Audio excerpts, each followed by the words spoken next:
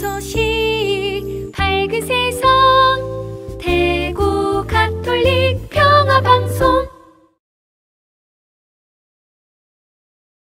안녕하십니까. 반갑습니다. 예, 저는 대구 가톨릭 신학대학교에서 지금 학생들을 이렇게 양성하고 있는 최동석 안드레아 신부입니다. 여러분 만나 뵙게 되어서 반갑습니다. 예, 먼저 시작 기도로 주님의 기도 바치겠습니다. 성부와 성자와 성령의 이름으로. 하늘에 계신 우리 아버지, 아버지의 이름이 거룩히 빛나시며 아버지의 나라가 오시며 아버지의 뜻이 하늘에서와 같이 땅에서도 이루어지소서. 오늘 저희에게 일용할 양식을 주시고 저희에게 잘못한 일을 저희가 용서하오니 저희 죄를 용서하시고 저희를 유혹에 빠지지 않게 하시고 악에서 구하소서. 아멘. 성부와 성자와 성령의 이름으로.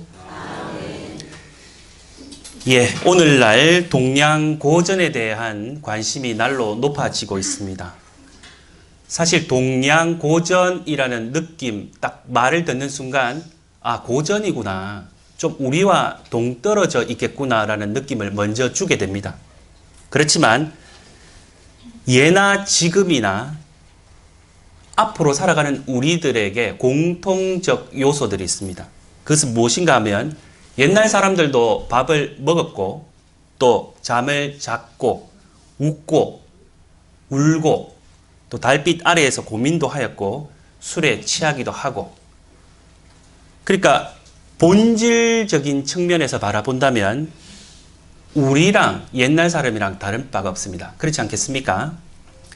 세상은 육체가 만족할 수 있는 더 자극적인 것들로 우리를 유혹하고 있습니다. 인간 탐욕은 다른 사람보다 더 높이 올라가야 한다는 생각을 가지게 만들고 남들과 경쟁해서 이겨야 한다는 그런 생각으로 우리를 이끌어가고 있습니다. 이러한 환경 속에서 과연 우리는 어떻게 살아가야 할까요? 우리는 이미 동양고전의 여러 인물들을 알고 있습니다. 가령 공자라든지 맹자라든지 순자, 노자, 한비자, 묵자 등등. 그럼 왜 장자 이야기로 우리는 이 강의를 이끌어 갈까요? 고전에 많이 등장하는 인물 가운데 인간의 생명, 중시라는 주제와 관련된 사람을 꼽으라 하면 단연 이 춘추 전국시대 안에서 장자를 들 수 있습니다. 그가 살아간 전국시대, 한마디로 이야기하면 약육강식입니다. 그 시대에 어떻게 인간의 생명을 보존할 수 있을까? 이것이 장자가 계속 고민해온 그런 문제입니다. 인간의 생명은 이 세상 어떤 것과도 바꿀 수가 없습니다. 인간 생명은 어떠한 이유가 있더라도 존중받아야 합니다. 인류 역사를 살펴보면 인간 생명을 경시했던 일들은 늘 존재해 왔습니다. 어제까지만 해도 근심걱정으로 함께 술 한잔 기울이던 친구가, 또 서로 웃고 울던 친구가 오늘 만약에 전쟁터에 끌려가서 비참하게 죽었다. 여러 이유로 우리는 생명의 위협을 받고 있다면, 혹은 믿음이 없는 사람에게는 참으로 우리 이 인생이 허무하구나라고 느끼게 할 수 있습니다. 살아가야 할 의미가 전혀 없다면 오늘 하루를 살아가는 것이 무척 힘이 들 것입니다. 참 이 세상이 허무하다. 우리 코헬렛이라고 들어보셨습니까? 예. 1장 1절에 허무로다, 허무로다. 코헬렛이 말한다. 모든 것이 허무로다. 이렇게 또 시작되는 코헬렛. 매점말에도 허무로다, 허무. 코헬렛이 말한다. 모든 것이 허무로다 라는 말을 강조하고 있습니다. 코헬렛의 특징이 기존의 어떤 종교적 전통 그리고 사회 통념들 이런 것과 상충하는 신학적, 철학적 문제들에 대한 고민을 또 그 고민에 대한 해답을 찾는 이야기인데 모든 것을 우리 인간으로서 헤아릴 수 없다. 그래서 자신의 무지와 무능함을 고백할 수밖에 없었던 저자가 하느님께 대한 경외심으로 귀결되는 내용을 담고 있습니다. 인간 지식으로 삶의 안정성을 확고하게 보장할 수 없다고 본 것입니다. 그래서 오히려 이 코엘렛은 주님을 두려워함이 지혜의 시작이다. 이런 사실을 확실하게 규정했습니다. 인간으로서 어찌 해볼 수 없는 조건, 이런 현실 앞에서 비유적이지만 구만리 상공을 날아서 대자유를 만끽하면서 생명에 대한 고민을 한 사상가가 있었습니다. 그는 바로 장자였습니다. 토마스 머턴 신부님께서는 이렇게 말씀하셨죠. 장자의 철학은 본질적으로 종교적이고 신비적이라는 것을 깨달아야만 한다. 그래서 우리는 앞으로 4가지 주제로 이 이야기를 펼쳐가겠습니다. 첫 번째 내용은 장자라는 인물과 시대적 배경, 그리고 쓸모없음의 쓸모입니다. 바로 오늘 할 내용입니다. 장자, 그는 누구인가? 장자를 언급한 가장 오래된 기록은 바로 이 사마천이 쓴 사기입니다. 사기 노자 한비열전, 거기에 보면 그의 생애에 관하여 간략하게 언급되어 있습니다. 장자는 몽 사람으로 이름은 주다. 주는 일찍이 몽현의 칠원을 관리하는 일을 하였는데 양해왕과 제선왕과 같은 시대의 사람이었다. 그의 학문은 살펴보지 않은 바가 없을 정도이나 그 근본은 노자의 가르침으로 귀결하려 한다. 그러므로 그 저서는 10여만 자에 달하고 대부분은 우원이다. 조금 중략을 했습니다. 여기에 원문이 있고요. 초사를 버리고 글을 잘 짓고 유가와 묵가를 공경하였고 마땅히 세상에 노련한 학자 누구도 스스로 해결할 수가 없었다. 다시 말하면 어떤 학자들도 그를 공격할 수가 없었다는 것입니다. 그 말은 바다처럼 넓고 자기 자신은 자유분방해서, 조금 풀어서 말씀드리면 아무런 걸림없이 자유로워서 왕공대인, 즉 왕족이라든지 귀족, 지배층도 그를 등용할 수가 없었습니다. 진나라의 곽상이라는 사람이 있는데요. 그 사람이 오늘날까지 전해져 오는 장자를 이렇게 나누었습니다. 장자 4편 7개, 외편 15, 그리고 자편 11. 그래서 우리는 이 짧은 사주, 짧지만 또 한편으로 길면 길다고 말할 수 있습니다. 이 시간 동안 장자가 직접 지었다고 하는 4편의 내용을 좀 이렇게 추려서, 그래서 강의를 해 보도록 하겠습니다. 보통 장자 4편은 이 통상적인 순서는 그 소요유, 재물론, 양생주, 인간세, 덕충부, 대종사, 응제왕으로 시작됩니다. 그런데 이 청나라 사람인데 장운삼방 주인이라는 분이 남화대의 해연참주에서 이런 말을 합니다. 장자 4편 가운데 인간세라는 이 편은 뭐랄까요? 7편 중에 중심을 이룬다. 머리에서 꼬리까지 하나의 기가 관통하고 사체의 혈맥이 연결되어 통하고 중심부가 돌아가면서 온몸에 두루 영향을 미친다. 그것을 나누면 7개 편으로 각기 하나의 편이 되고 모으면 7개 편으로 함께 하나의 편을 이룬다. 즉 다시 말하면 어떤 기준을 설정을 해서 거기에서부터 이렇게 서로 각각 영향을 미친다는 것이죠. 그래서 우리의 강의가 이렇게 진행되는 것은 우리가 살아가는 인간의 세상, 인간세부터 이야기를 하려고 합니다. 장자가 살아갔던 시대는 그야말로 말씀드린 바와 같이 약육강식의 시대입니다. 전국시대였죠. 근데 수많은 수백여 차례의 전쟁이 일어났고요.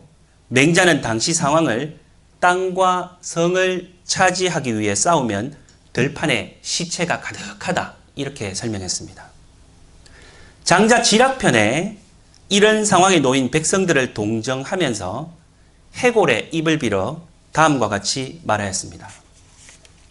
한번 보시면 장자가 초나라로 가다가 텅 비고 골격이 부서진 모습의 해골을 보고 말채찍으로 치면서 물었다.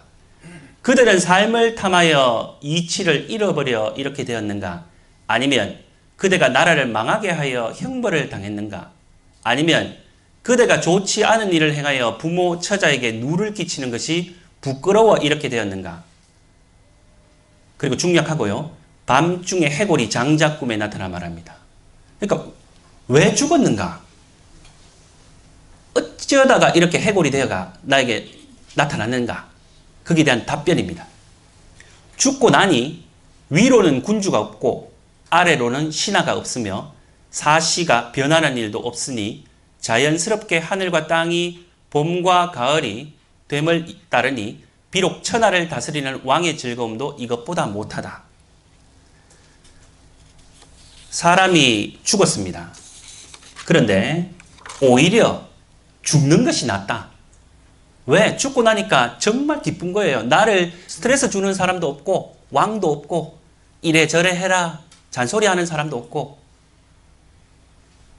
신하도 없고 그리고 정말 이렇게 늘 눈에 비치는 게 자연스럽게 흘러가는 제일 따뜻했고 아름다웠던 봄과 가을. 그만큼 그 시대에 살아가는 게 힘들었다는 겁니다. 살아있다는 자체가 고통스러웠다는 이야기입니다. 인간세는 문자 그대로 인간의 세상.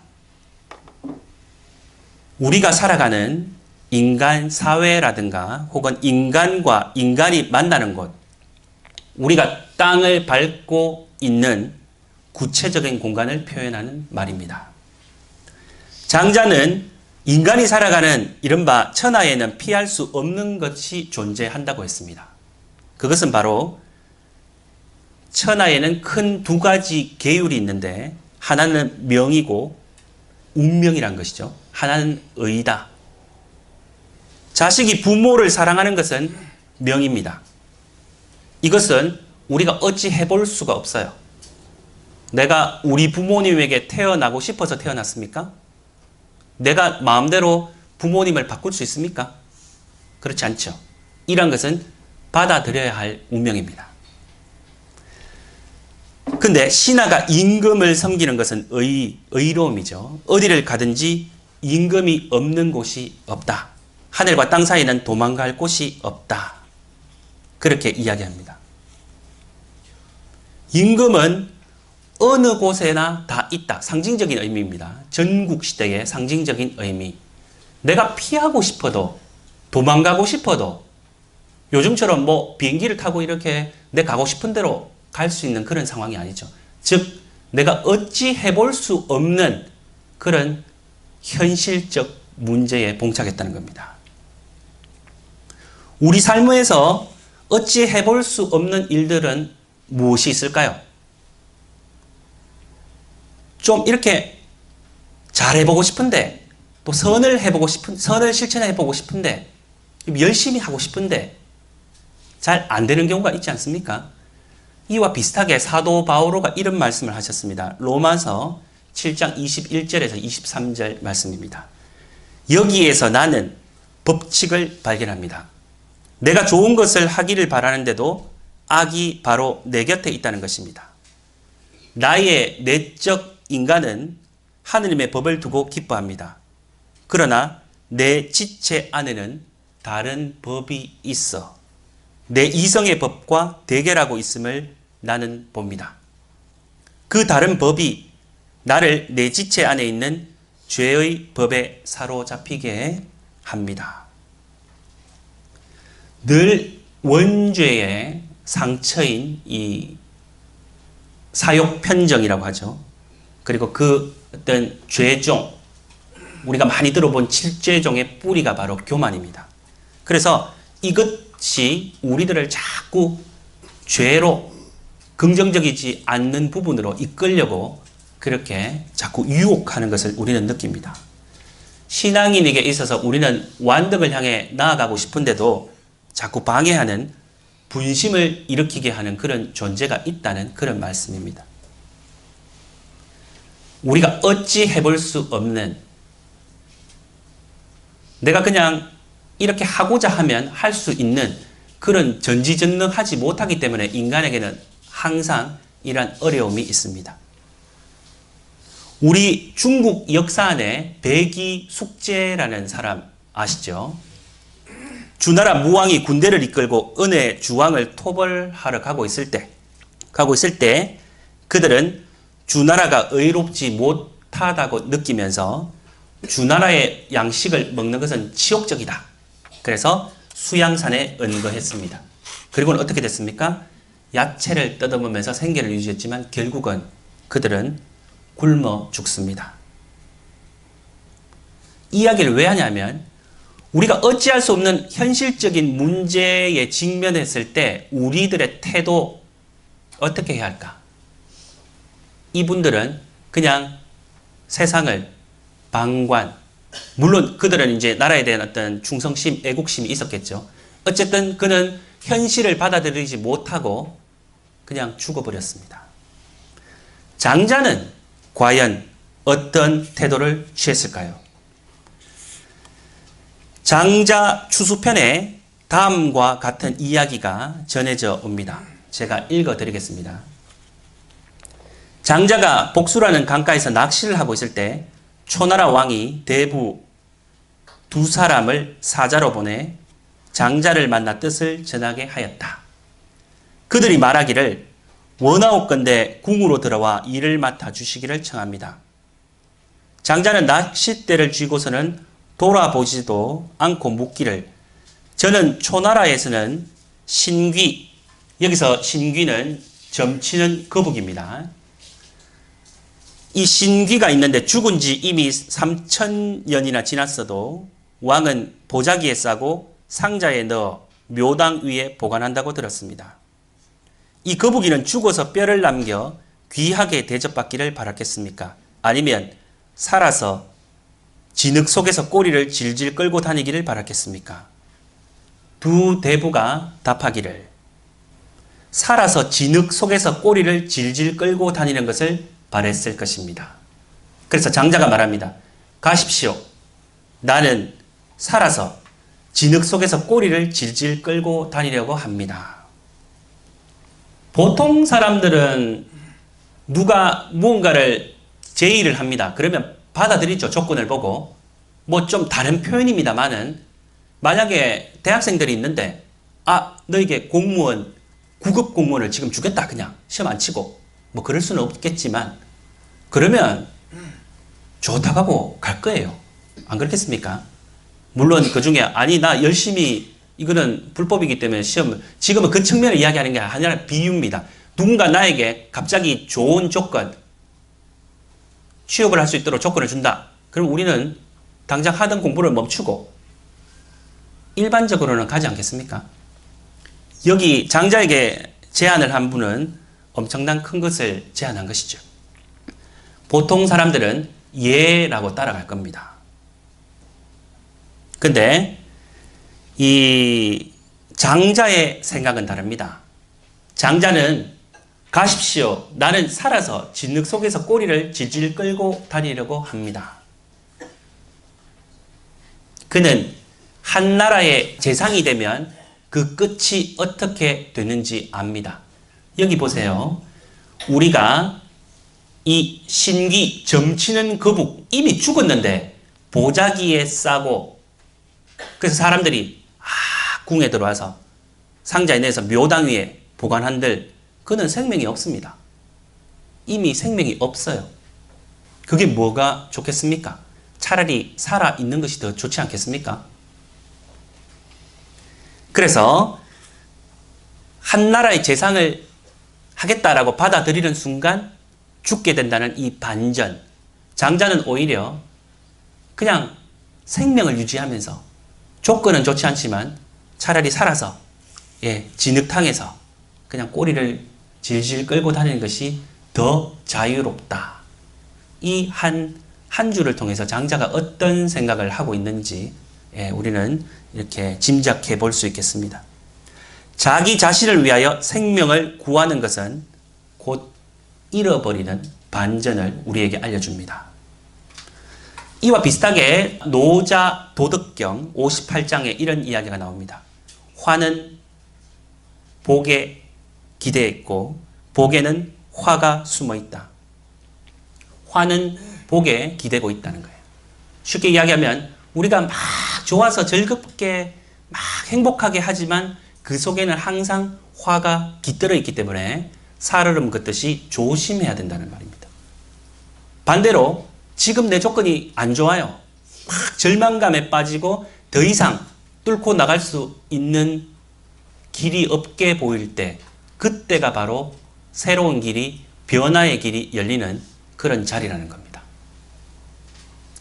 사람들은 장자를 미친 사람이라 그래요. 광인, 빛일 광자를 써서 왜 미쳤느냐? 그렇지 않겠습니까? 많은 조건, 열심히 막 과거급제 시험을 쳐서 해도 될까 말까인데 장자를 그냥 조건 없이 뽑아주려고 하는데 그는 마다했습니다.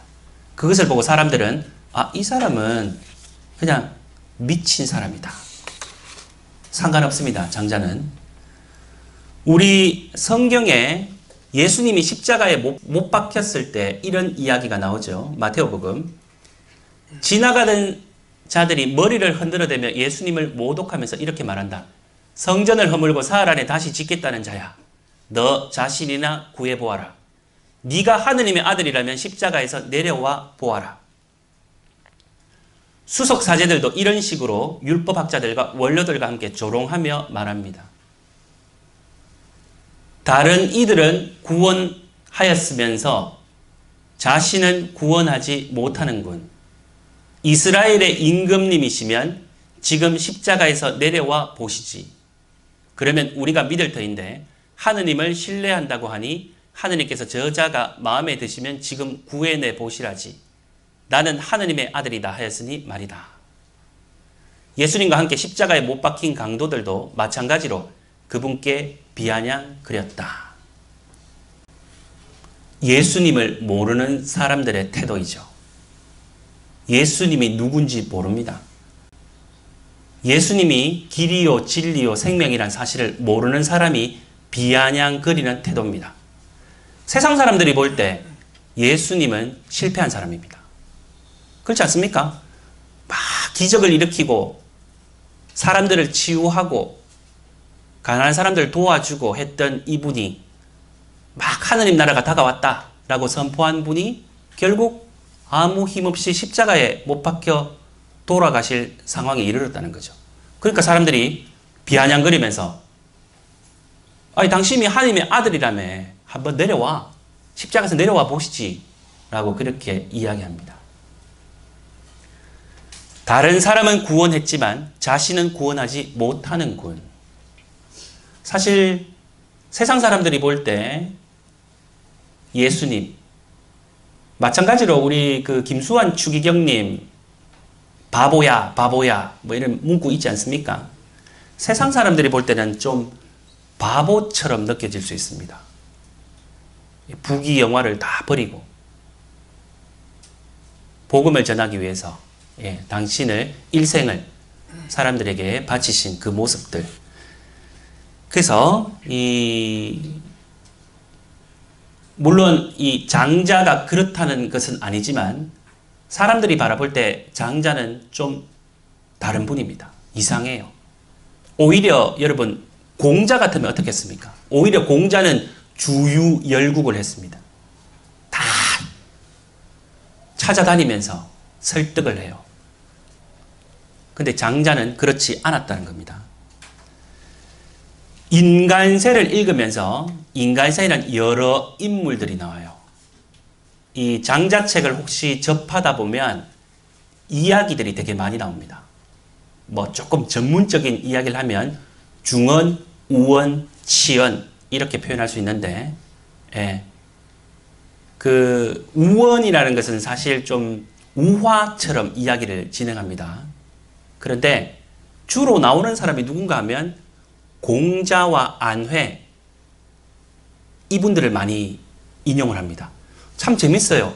아, 왜 장자 이야기에 사실은 이 장자 4편, 지금 우리가 이야기하고 있는 이 인간세, 그리고 다음 주 하게 될 이야기들, 장자 4편을 우리가 보고 있는데 4편은 장자가 직접 썼다고 이야기해요. 그리고 외편, 자편은 후대, 뭐 제자들이라든지 여러 사람들이 이렇게 썼다고 하는데, 장자가 직접 집필한 그 책에 공자 이야기가 많이 나옵니다. 왜 그럴까요? 사실은 장자가 볼 때는 공자 육아 사상이 조금 마음에 안 드는 겁니다. 우리 논어에서 제일 먼저 시작하는 게 학이 시습지입니다. 배운다는 거 정말 얼마나 기쁜 일이냐. 이 배운다는 지, 장자가 볼 때는 이 지가 마음에 안 드는 거예요. 배운다는 것은 참 좋은 겁니다. 지식을 계속 우리가 덧붙이고 몰랐던 것을 알게 되고, 그런데 이 지식이 결국 우리의 발목을 잡을 수 있다는 겁니다. 장자가 볼 때는 그래요. 그래서 공자와 안회, 공자 제자를 이야기를 시키지만 결국 공자를 통해서 하고 싶은 장자의 이야기가 있다는 겁니다. 그런 식으로 스토리를 진행합니다. 또 두 번째는 뭐냐면 중언.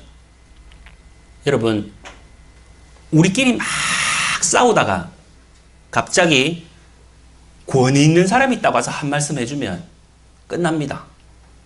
안 그렇습니까?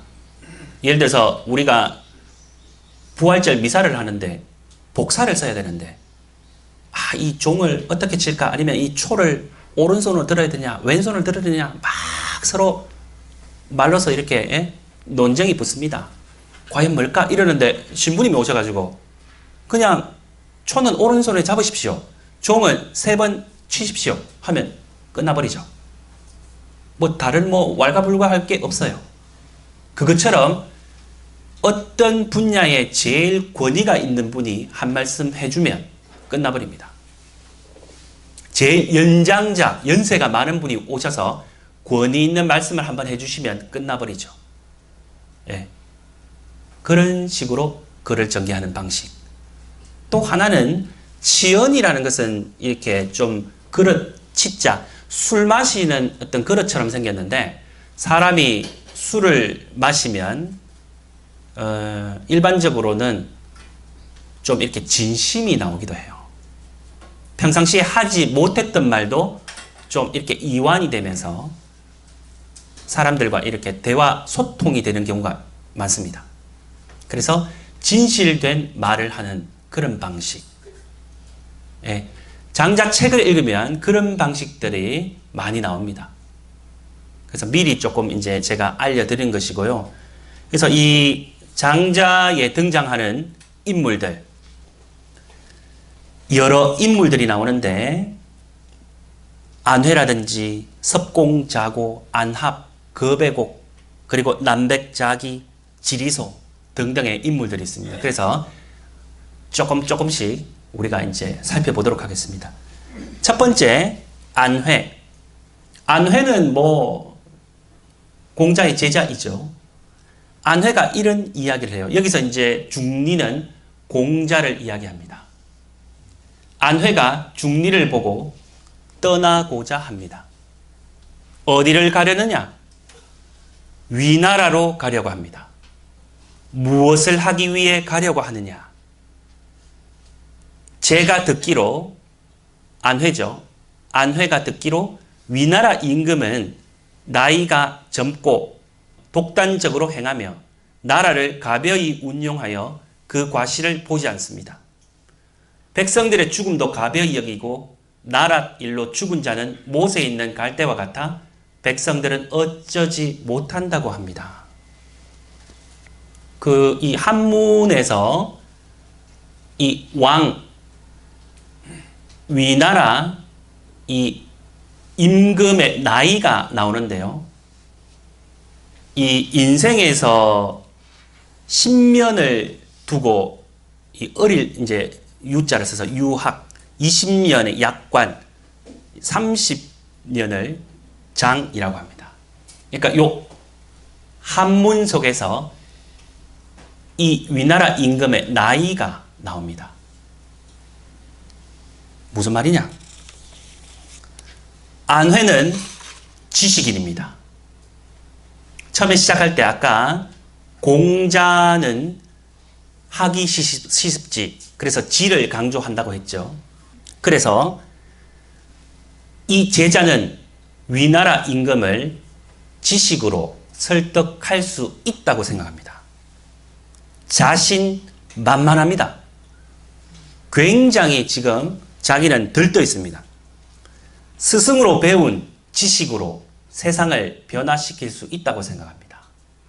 막 대학을 졸업해서 취업 전선에 뛰어들어서 자기가 이때까지 못 이룬 꿈, 그리고 어떤 세상의 부조리, 이 모든 것을 배운 지식으로 한 번에 바꿀 수 있다고 그렇게 생각합니다. 이 위나라의 임금의 나이는 30. 만약에 한 80, 90이다. 이러면 좀 힘이 좀 빠져 있겠죠. 그런데 30이다. 어떻게 되겠습니까? 단칼에 목이 날아갈 겁니다. 그도 만만치 않을 거예요. 그런 사람들을, 나라를 일단 가벼이 운용해요. 그의 성품이 나오잖아요. 독단적으로 행합니다. 그리고 백성들의 죽음을 가벼이 여깁니다. 어떻게 하겠습니까? 그는 더 나아가서 스승으로부터 배운 지식으로 세상을 바꿀 수 있다고 하면서 이렇게 말합니다. 저는, 안회죠, 스승님으로부터 다음과 같은 말씀을 들었습니다. 다스려진 나라는 떠나고 혼란스러운 나라로 가야 할 것이니 의원의 집에는 병든 자가 많다. 바라건대 들은 바를 고려한다면, 선생님께 배운 대로 실천한다면 그 나라의 몇몇 백성들은 치유할 수 있을 겁니다. 힘이 넘쳐요. 그는 지식으로 세상을 변화시키려고 하죠. 근데 우리 역사적으로 잘 압니다.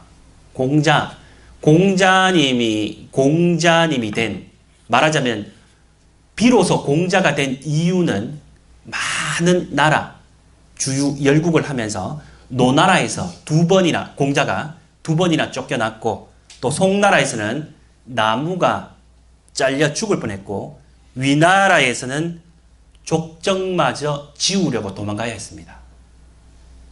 그리고 수모를 당했고, 상나라, 주나라의 옛 터에서는 궁지에 몰렸고, 진나라와 제나라 사이에서는 포위를 당했습니다. 이래 동안 불에 익힌 음식을 한 번도 먹지 못했다고 전해요. 그러면서 상갓집의 개처럼 항상 불 안에 떨어야 했다. 무슨 말인가 하면, 세상을 바꾸기 위해 설득을 하고 왕에게, 임금님, 지금 나라가 이 모양 이 꼴인데 의를 행하셔야 됩니다. 그리고 인자하게 사람들을 대하셔야 됩니다. 걸음걸이는 좀 단정히 하시고, 말하자면 지금은 장자의 입장입니다. 공자님 말씀은 또 육아 안에서는 또 굉장히 좋은 성인이지 않습니까? 그래서 지금 포인트는 장자 입장에서 이야기하는 육아 사상입니다. 장자가 볼 때 그랬다는 거죠. 그래서 결국 공자가 된 것은, 그리고는 정치의 꿈을 버리고 이제 고향으로 돌아와서 학문을 이룬 겁니다. 말하자면 서당을 연 것이죠. 예. 그렇게 해서 공자가 되었습니다. 아무튼 이런 경험을 한 후 이제 제자에게 이런 이야기를 해줍니다. 네가 가게 되면 형벌을 받아 위태롭게 된다. 옛날에 덕망이 높은 분들은 자신을 먼저 있게 한 후 다른 사람들을 있게 하였다. 그러니까 수신제가 치국평천하 먼저 자신을 닦아야 된다는 것이죠. 자기가 아직 안정적이지 않은데 어찌 폭정인의 행동을 멈추게 하며 이룰 수 있을 것이냐. 게다가 너는 덕이 무너지는 바와 지식이 나오게 되는 바 이것을 알고 있지 않은가. 덕은 명성, 이름에서 무너지고 지식은 다툼에서 나오게 된다. 이름은 서로 배척하는 것이고 지식은 다툼의 도구이다. 두 가지는 흉기로서 자신의 행위를 훌륭하게 해주는 것이 아니다. 장자가 하고 싶은 이야기입니다. 명성 그리고 지식 이걸로 우리 생명을 보존하지 못한다는 것입니다. 강조하고 싶은 그거예요. 게다가 너는 덕이 두텁고 신념이 강하지만 다른 사람의 기분을 알아차리는 데까지는 이르지 못했고 명성을 듣고 다투지 않는다 하더라도 다른 사람의 심리를 꿰뚫어 보는 데까지는 이르지 못했다. 그런데도 무리하게 인의를 무도한 사람 앞에서 불편한 이야기를 말할 테니 이것은 다른 사람의 악함을 드러내 자신을 아름답게 보이려는 것과 같다. 왕 앞에서, 임금 앞에서 자기가 막 배운 걸 이야기하잖아요. 결국 왕이 듣기에는, 임금이 듣기에는 불편한 이야기입니다. 이렇게 하지 마십시오. 지금 이렇게 하십시오. 이것은 틀렸습니다. 이 나라 전국시대 때 임금들, 제후, 이 사람들의 목적은 뭐냐 하면 다른 땅을, 약한 땅을 침략해야 돼요. 왜냐하면 먹고 살기 위해서는 땅이 필요하고 노동자들이 필요합니다. 일하는 사람이 군인이 될 수 있습니다. 그러니까 통치를 못하면 사람들이 떠나갈 수 있다는 거예요. 지금 어떻게 하면 나라를 더 유지하고 그리고 혹은 좀 다른 나라를 좀 빼앗을 수 있을까? 그리고 저쪽에서 다른 강력한 나라가 전쟁을 하면 우리는 방어를 또 해야 돼요. 그런 일촉즉발의 순간 속에서 왕이 어떤 모습으로 무엇을 해야 합니까? 그런 상황 속에서 이 지식인, 세상을 잘 모르는 지식인이 이렇게 갔을 때 결론은 어떻게 될 겁니까? 너는 아마 다른 사람에게서 재앙을 입을 것이다. 죽는다는 이야기입니다. 지식인을 대표로 하는 안회의 무모함, 결국 위태롭게 된다는 결론으로 막을 내릴 겁니다. 다음으로 섭공자고라는 사람. 이 사람은 초나라 임금의 명령으로 제나라의 사신으로 가게 됩니다. 무슨 말인가 하면 이미 이 사람은 지식인이 아니고 정치 안에 들어선 사람입니다. 시험을 준비하는 미래에 무엇이 될 수 모르는 그런 가능성에 있는 상태가 아니고 이미 현장에서 일을 하고 있는 그런 사람의 모습입니다. 이 사람은 제나라의 사신으로 가라고 명령을 받고 난 후부터 떠나기 전부터 벌써 마음이 불안해지기 시작합니다. 그래서 공자를 찾아오게 되고 이런 말을 합니다.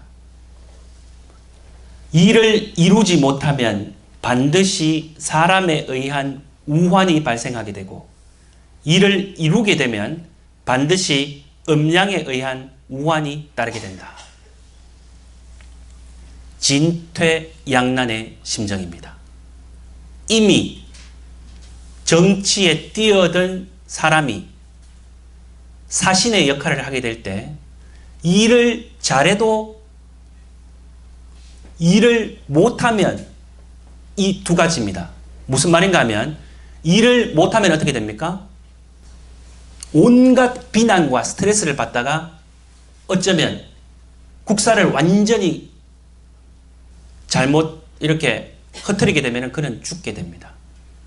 근데 일을 잘했을 때 우리 어떤 일, 뭐 공연도 그렇고 예술 작품 전시회도 그렇고 아니면 어떤 연극이라든지 아니면 강연회라든지 여러 무언가를 준비하는 사람이 그 1시간을 준비하기 위해서 얼마나 많은 준비와 연습, 땀을 흘리겠습니까? 안 그렇습니까? 음악회를 준비하기 위해서 그 음악회 출연하는 사람들은 엄청난 시간을 보냅니다. 어떻게 할까? 옷은 무엇을 입을까? 악기 배치는 어떻게 할까? 기타는 누가 치냐? 드럼은 누가 치냐? 그러면 기타는 줄은 끊어지면 어떻게 할까? 악보는 어디에 둘까? 앰프는 얼마짜리 살까? 누구한테 빌릴까? 돈이 없는데. 이런 스트레스가 엄청나게 많습니다. 그러니까 이 석공자고 역시 일을 성공했다 하더라도 그냥 박수 칩니다. 그게 끝입니다. 그에게 줄 수 있는 위로는 그게 끝이에요. 우리 관객들 박수 한번 치면 그 사람은 끝입니다. 그것으로서. 그거 준비하기 위해서 얼마나 많은 스트레스 받겠습니까? 일단 전쟁을 치는 나라에 사신으로 간다는 것. 가다가 죽을 위험성도 있습니다. 거기서 오는 스트레스는 엄청날 거예요. 그래서 사람에 의한 우환과 음양에 의한 우환이라고 있는데 사람에 의한 우환은 일을 그르쳤을 때 죽게 되는 것, 비난을 받는 것. 그리고 음양이란 것은 자신의 어떤 이 고민, 스트레스에 의해서 받게 되는 그런 어떻게 말해야 할까? 어떻게 하면 나라를 구할 수 있을까에 대한 어떤 그런 긴장감에서 오는 스트레스입니다. 몸을 해치게 됩니다. 몸을 덮쳐옵니다. 그 양대 두 가지 우환이 있다는 것이고 그러면서 초조하고 긴장된 그 모습을 바로 이 한 줄에 표현됩니다. 저는 오늘 아침에 명을 받고 저녁에 얼음을 마셨는데 내 몸에 열이 있는 것 같아요. 오늘 아침에 떠나라라는 명을 받고 저녁에 얼음을 마셨는데 얼음을 마셔도 내 몸이 지금 두려움에 가득한 그 모습을 끌 수가 없어요. 그래서 몸이 끓고 있다는 겁니다. 얼음을 한 바가지 갖다 놔도 안 돼요. 장자가 볼 때는 이러한 조건도 생명을 유지하기가 어렵다는 겁니다. 지식으로도 그리고 또 어떤 정치에 내맡겨졌어도 안 된다는 겁니다. 자, 그리고 세 번째 인물 안합과 거베고. 여기에 한 사람이 있는데 그 덕행은 선천적으로 살인을 일삼습니다. 그와 더불어 도리에 맞지 않는 일을 하게 되면 우리나라가 위태로워질 것이고 그와 더불어 도리에 맞는 일을 하게 되면 내 몸이 위태로워질 것입니다. 그의 지식이라는 것은 다른 사람의 과오는 충분히 알아보지만 자기의 잘못은 알지 못하는 것입니다. 그렇다면 저는 어떻게 해야 합니까?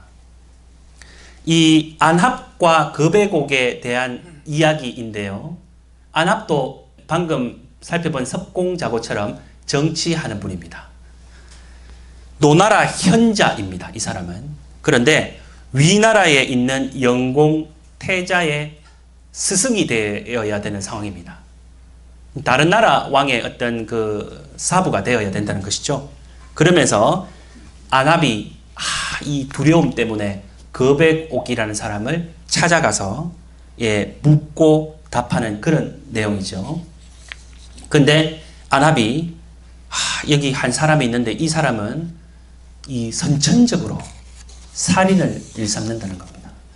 뭐 하나의 비유이겠지만 그 덕이 올바르지 않다는 그런 의미를 품고 있겠습니다.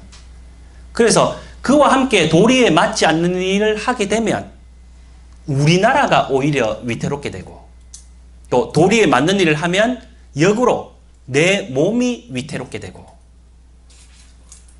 또 그 사람의 한계가 있습니다. 그 임금은 자기 자신을 몰라요. 그의 지식이라는 것은 다른 사람의 과오는 충분히 알아보지만 자기 잘못을 모르는 사람입니다. 자기 자신을 몰라요. 소크라테스처럼 너 자신을 알라. 자기를 한 번도 성찰하지 않은 사람입니다. 성경에 이런 이야기가 나오죠. 너는 어찌하여 형제의 눈 속에 있는 티는 보면서 내 눈 속에 있는 들보는 깨닫지 못하느냐. 마태복음 7장 3절입니다. 우리는 대부분 우리 잘못은 잘 모릅니다.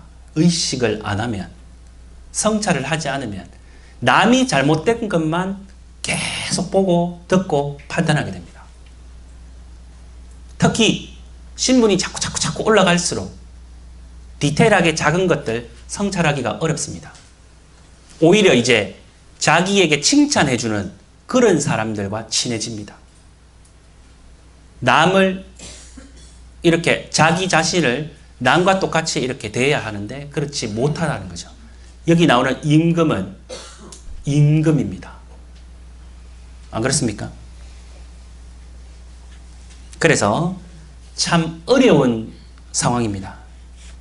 자신의 눈 속에 있는 들보는 깨닫지 못하고 남의 들보, 다시 말하면 과오를 꾸짖는 사람을 만날 경우 태자의 스승이 되기 위해서 어떤 태도를 취해야 하느냐. 미리 대답을 알려드리면 순종적 태도를 취해야 합니다. 거베곡이 답합니다. 그가 또한 어린아이가 되면 너 또한 그와 더불어 어린아이가 되라. 그가 또한 경계가 없이 행하면 너 또한 경계가 없이 행하라. 그가 또한 단정치 못하게 행하면 너 또한 그와 더불어 단정치 못하게 행하라. 그와 함께 거침없이 행동하라. 그렇게 통달하게 되면 아무 허물이 없을 것이다.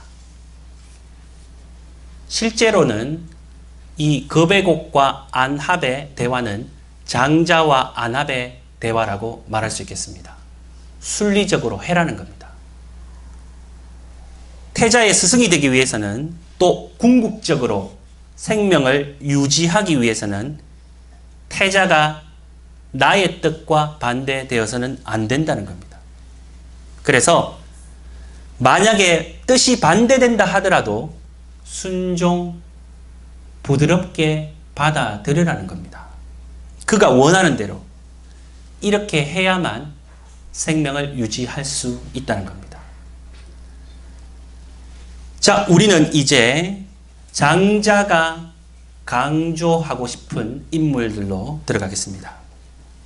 남백, 자기, 지리소에 대한 이야기입니다. 바로 쓸모없음의 쓸모. 남백자기라는 사람이 상구에서 논일다가 상나라의 옛날에 도읍지 터라고 이야기하죠.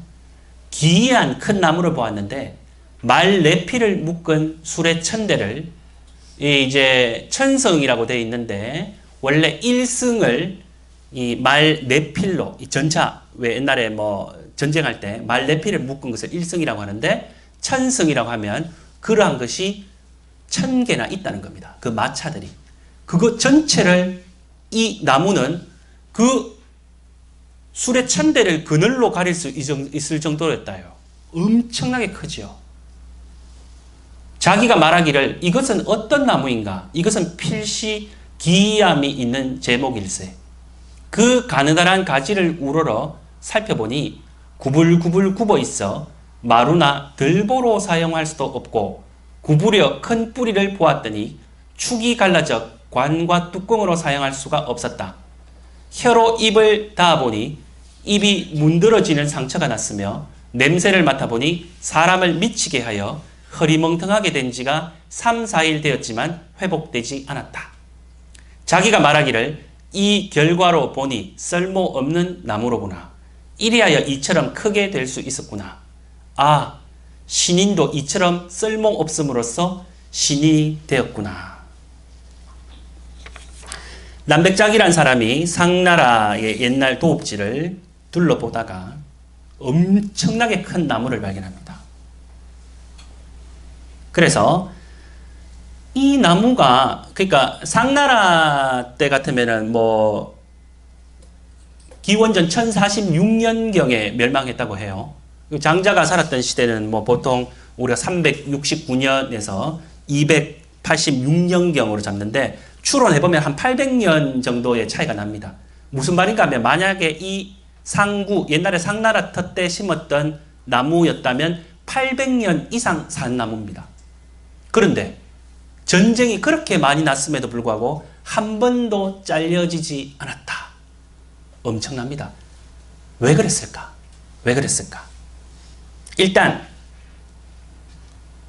가느다란 가지를 보니까 이게 막 굽어 있습니다. 그러니까 마루나 들보로 사용할 수 없습니다. 여러분, 이 마루, 책상 이것을 사용하려면 나무를 이렇게 가공도 해야 되겠지만 일단 나무 자체가 구불구불 되어 있으면 안 씁니다. 안 그렇습니까? 이 나무는 조건 자체가 이미 마루로, 들보로 쓸 수 없는 조건입니다. 그래서 살아남았어요. 또 구부려 큰 뿌리를 보니까 축이 갈라져 있어서 관 혹은 관과 뚜껑, 관 뚜껑조차 만들 수가 없어요. 구멍이 뻥 뚫려 있습니다. 냄새를 맡아보니 사람을 미치게 합니다. 흐리멍텅하게 3, 4일 정도 멍하게 만들어버려요. 혀로 입을 닿아보니 입이 문드러지는 상처가 납니다. 쓸모가 없다는 겁니다, 여러분. 쓸모가 없기 때문에 살아남았습니다. 그 이야기입니다. 다른 이야기 하나 하겠습니다. 지리소. 상상하십시오. 턱이 배꼽에 가려져 있습니다. 어깨는 정수리보다 높습니다. 상투는 하늘을 가리키고 오장은 위에 있고 두 넓적다리는 옆구리에 붙어 있습니다. 바느질과 헌 옷을 빨아도 입에 풀칠하기에 충분하고 키질을 해서 곡식을 고르면 10사람이 먹기에도 충분하였습니다. 나라에 무사를 징집하면 지리소는 팔을 휘저으며 그 사이를 돌아다녔고 나라에 큰 부역이 있으면 지리소는 지병으로 일을 받지 않았습니다.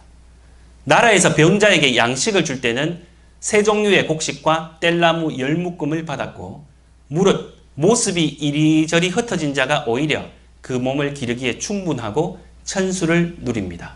하물며 덕이 이리저리 흩어진 것은 지리소 이리저리 흩어졌다는 거죠. 어떻게 했느냐. 지리소의 특징, 일단 장애인입니다. 정상적이지 않아요.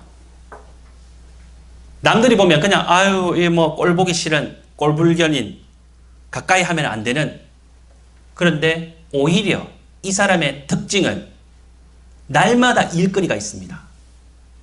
그리고 전쟁이 일어나서 부역 나라에서 이제 징병을 징집할 때 빠집니다. 그리고 배급할 때 장애인이기 때문에 제일 먼저 그에게 밥을 줍니다. 양식을 나눠줍니다. 그리고 곡식뿐 아니고 뗄감까지도 뗄나무 10묶음을 받습니다. 장자가 생각하는 생명을 유지하는 사람들의 모습, 그 모습이 아니라는 겁니다. 우리는 겉모습을 보고 사람들을 판단하죠. 오히려 쓸모없다고 하는 그런 사람들이 더 쓸모있게 된다는 반전이 일어납니다. 그렇지 않습니까? 쓸모없음의 쓸모. 오히려 정말 건장하고 튼튼하고 멋있게 보이고 키도 크고 금방 잡혀갑니다. 나 정상적이야. 금방 잡혀가요. 밥 먹을 때도 제일 뒤에 너는 건강하니까 좀 참아. 여기서 우리는 앞에 이야기와 이 이야기, 사람들은 무대에 서기를 참 좋아해요. 그만큼 필요할 때 꼭 해야 되지만 그것을 추구하기 위해서, 내가 많은 사람들에게 인기를 누리기 위해서, 그렇게 되면 몸은 소진됩니다. 에너지가 고갈됩니다. 남들이 볼 때 쓸모 있다고 하는 사람들, 결국 시간이 지나면 사라져버립니다. 무대에서 사라져버려요.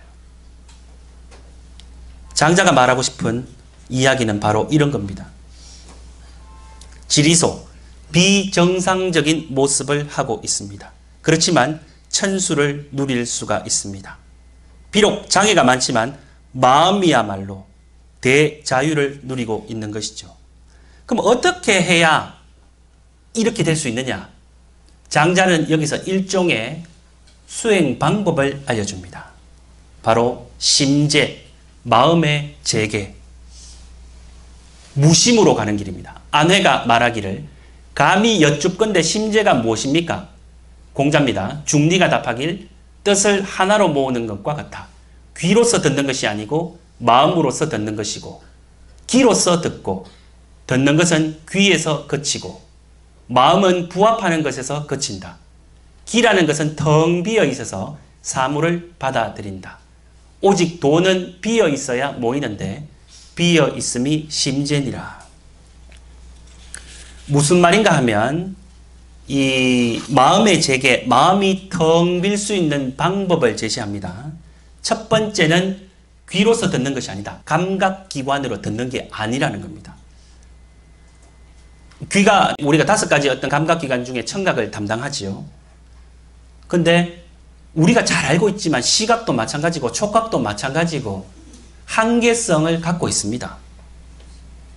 때로는 틀릴 수 있습니다. 우리가 들은 이야기를 남에게 전할 때 나에게 한번 거치면 표현도 틀릴 수 있고 의미, 뉘앙스도 잘못 전달될 수가 있고 녹음해서 파일을 드리면 되는데 그냥 내가 입으로 전할 때는 틀릴 수 있습니다.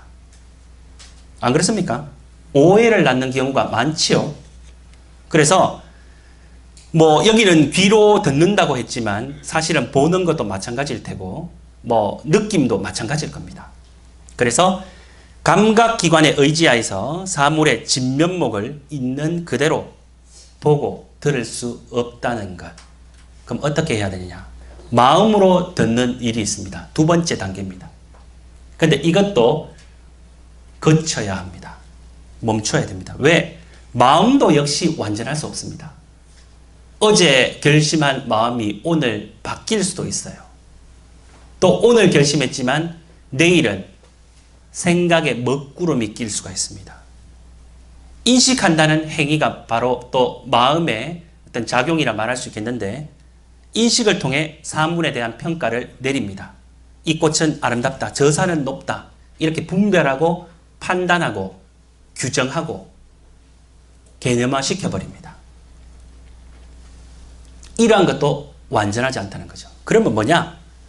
귀로서 듣는 일이다.